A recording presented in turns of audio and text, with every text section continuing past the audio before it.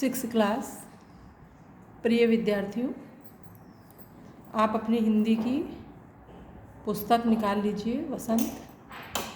तो बच्चों, वसंत में आज हम पढ़ेंगे पाठ 7। पाठ 7 निकाल लीजिए। साथी हाथ बढ़ाना। तो जैसे कि आपको पता लग रहा है, साथी हाथ बढ़ाना यानी कि क्या, साथी से कहा गया है हाथ बढ़ाने के लिए, यानी कि मिलकर कार्य करने के लिए, है ना। तो इस आइए, बड़ी सुंदर कविता है ये, बड़ा सुंदर गीत है, इसको पढ़ेंगे। गाना भी आपने सुन रखा है, साथी हाथ बढ़ाना, एक अकेला थक जाएगा मिलकर बोझ उठाना, है ना। अपना देशभक्ति गाना सुन भी रखा होगा। तो आज हम उसको ही पढ़ रहे हैं।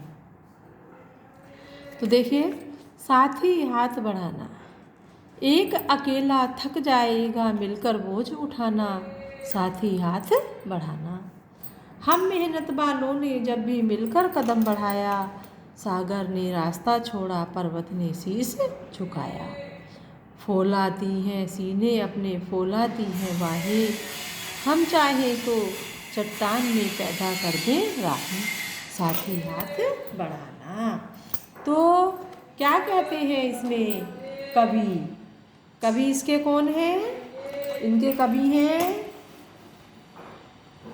यानी गीतकार, प्रसिद्ध गीतकार हैं इसके साहिर लुधियानवी। साहिर लुधियानवी। तो इस गीत में रचनाकार, प्रसिद्ध गीतकार साहिर लुधियानवी जी कहते हैं, क्या कहते हैं? उन्होंने हमें परिश्रम करने के लिए बताया है कि हमें मिल करके परिश्रम करना चाहिए। यदि हम मिलकर परिश्रम करेंगे, एक साथ जो है आगे बढ़ेंगे, कार्य करने के लिए एक साथ जुटेंगे, तो चाहे कितना भी कठिन से कठिन कार्य क्यों ना हो, वो ही बड़ी सरलता से दूर हो, बड़ी सरलता से, यानी कितना भी कठिन से कठिन कार्य हो, बड़ी सरलता से सिद्ध हो जाएगा। तो क्या कहते हैं? साथी हाथ बढ़ाना।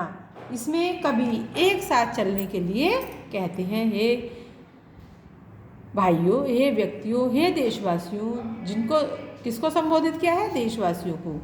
साथी हाथ बढ़ाना है मेरे प्रिय देशवासियों, तुम सब एक साथ मिलकर के चलो, कोई भी कार्य करो, कितना भी कठिन से कठिन कार्य तुम करने के लिए चलो, तुम एक साथ चलो। अर्थात किनसे? अपने भारतीय भाइयों से आह्वान किया करते हुए कहते हैं कि हे भाइयों, तुम एक साथ चलो, क्योंकि यदि तुम अकेले अकेले चलोगे, एक अकेला थक जाएगा मिलकर बोझ उठाना। यदि तुम अकेले अकेले चलोगे तो क्या है, थक जाओगे और जो कठिन कार्य होगा उसको पूरा नहीं कर पाओगे। इसलिए तुम सब मिल करके एक साथ उस कार्य को करो।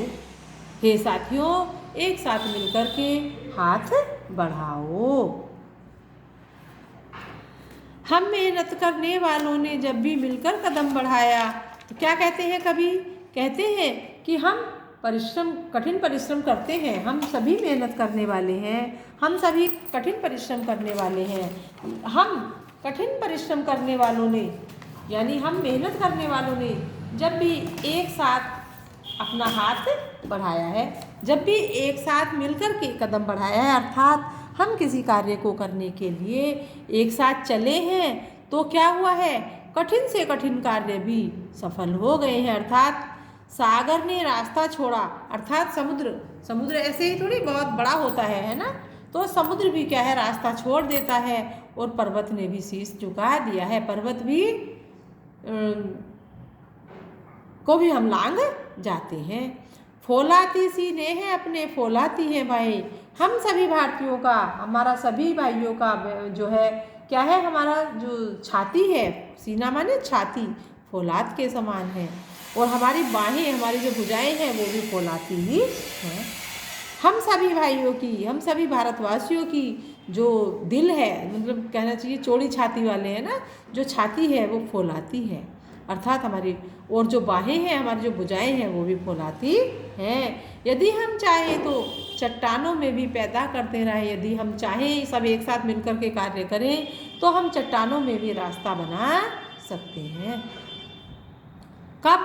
जब हम मिल कर के कदम बढ़ाएंगे। हे साथियों, जब हम सब एक साथ चलेंगे, एक साथ आगे बढ़ेंगे, तो चाहे हमारे रास्ते में कितने भी कठिनाइयाँ हों, है ना, वो हम सभी जो है उसको पार कर जाएंगे। अर्थात जब भी एक साथ मिलकर के चले हैं, है ना, तो पर्वत ने रास्ता छोड़ दिया है, सागर ने रास्ता छोड़ दिया है, पर्वतों ने शीश झुका दिया है ना, तो इसलिए हमें मिल करके चलना चाहिए। आपने कहानी भी सुन रखी होगी कि जब राम रावण युद्ध हो रहा था तो राम जी के पास सेना नहीं थी, है ना, उनके पास कौन थे? बंदर भालू रीछ, है ना। तो क्या बंदर भालू रीछ जो है समुद्र को कैसे पार करेंगे? समुद्र पार करना था और लंका पर चढ़ाई करनी थी, तो बेचारे भालू बंदर रीछ कैसे करेंगे? लेकिन उन्होंने क्या किया था? सब बंदर भालुओं ने मिल करके श्री राम जी की मदद से समुद्र पर पुल बांध दिया था, है ना, और सबने लंका पहुंच गए थे। तो यही हमारे सामने कुछ उदाहरण आते हैं कि उसी समय जो है सागर ने रास्ता छोड़ा था। जब रामचंद्र जी ने अनुनय विनय की थी, हैं, तो समुद्र ने अपने आप ही रास्ता बता दिया था, पर्वत ने शीश झुकाया। ऐसे ही जब एक साथ मिलकर के कार्य करते हैं तो हमारे मेहनत करने वालों ने, हमारे जो परिश्रमी हैं, उन्होंने पर्वतों को भी बीच से चीर दिया है और उसमें रास्ता बना दिया है। ऐसे ऐसे हमारे पास बहुत सारे उदाहरण हैं। तो क्या कहते हैं? कवि कहते हैं कि हम सबको एक साथ मिलकर के चलना चाहिए। यदि हम एक साथ मिलकर चलेंगे तो हमारा कठिन से कठिन कार्य भी पूरा हो जाएगा, अर्थात हमारी दुनिया में साख बनेगी। आगे देखो, मेहनत अपने लेख की रेखा, मेहनत से क्या डरना, कल गैरों की खातिर की आज अपनी खातिर करना, अपना दुख भी एक है साथी, अपना सुख भी एक, अपनी मंजिल सच की मंजिल, अपना रास्ता नेक, साथी हाथ बढ़ाना। क्या कहते हैं कवि? कवि कहते हैं कि जिस प्रकार से मतलब हम मेहनत करेंगे, हम परिश्रमी लोग हैं, हम मेहनती हैं, हम मेहनत करने से अपने भाग्य की रेखा को भी बदल सकते हैं। लेख की रेखा, मेहनत, जो परिश्रम होता है वही भाग्य की रेखा होती है। भाग्य के भरोसे में नहीं रहे कि हाँ भाग्य में होगा तो ये काम हो जाएगा, नहीं भाग्य में होगा तो नहीं होगा। अर्थात मेहनती लोग कभी भी भाग्य के भरोसे पर नहीं रहते हैं।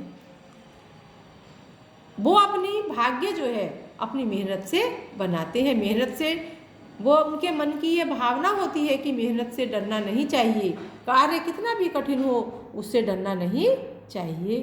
कल गैरों की खातिर की है आज अपनी खातिर करना, यानी दूसरों के लिए तो करते ही हैं,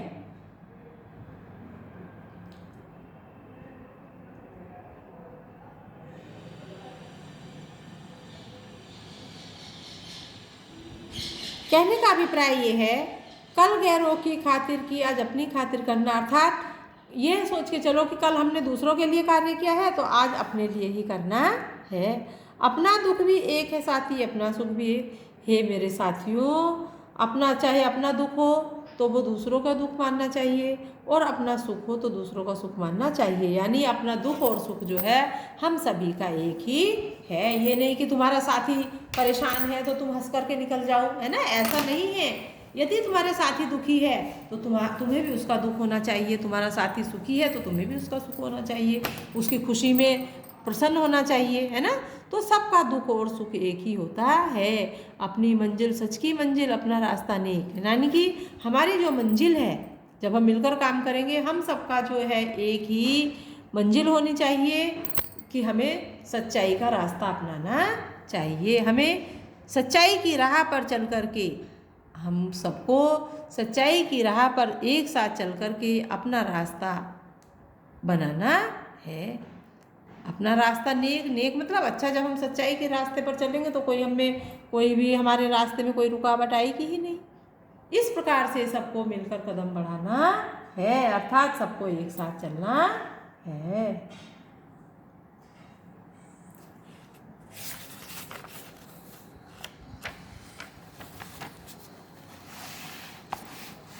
अब ये देखो, एक से एक मिले तो कतरा, एक से एक मिले तो कतरा बन जाता है दरिया, एक से एक मिले तो जर्रा बन जाता है सेहरा।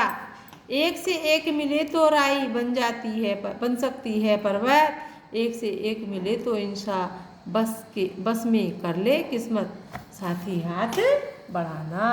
क्या कहते हैं कवि? कवि कहते हैं एक से एक मिले तो कतरा बन जाता है दरिया। यानी पानी की यदि एक एक बूंद इकट्ठा हो जाए, पानी की यदि एक एक बूंद इकट्ठा हो जाती है तो वो बड़ी होकर के जब साफ बूंद एक साथ हो जाती हैं तो वो क्या बन जाती है? नदी। एक एक बूंद से ही तो नदी बनती है ना। तो जब एक साथ इकट्ठी हो जाती है, एक एक बूंद करके जब एक साथ इकट्ठी हो जाती है तो क्या बन जाती है? दरिया। दरिया अर्थात नदी बन जाती है। एक से एक मिले तो जर्रा बन जाता है सेहरा। यानी यदि एक एक करके छोटा छोटा कण भी मिल करके, जर्रा जर्रा माने कण कण, यदि छोटे छोटे कण इकट्ठे हो जाएं तो क्या है? बहुत बड़ा, यानी किस्मत की रेखा को बदल देता है।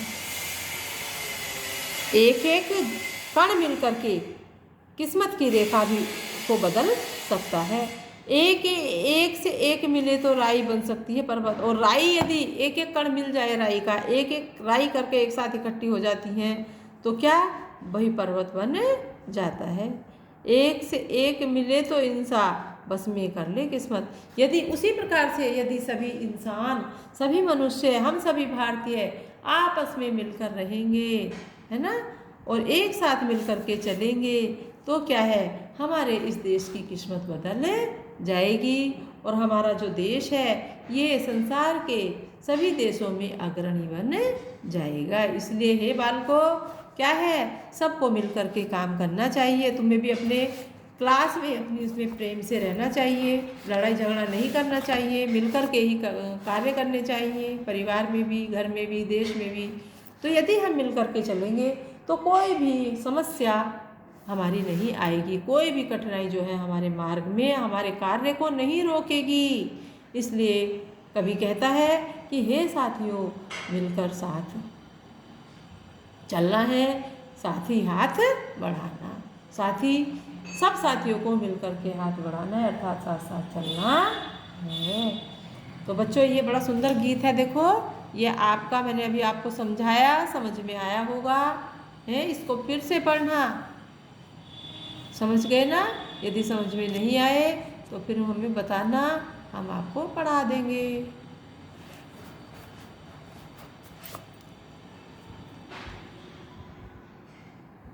तो क्या करना है? अभी आपको इस पाठ को दोबारा से पढ़ना है, पूरे पाठ को इसको पढ़ना है,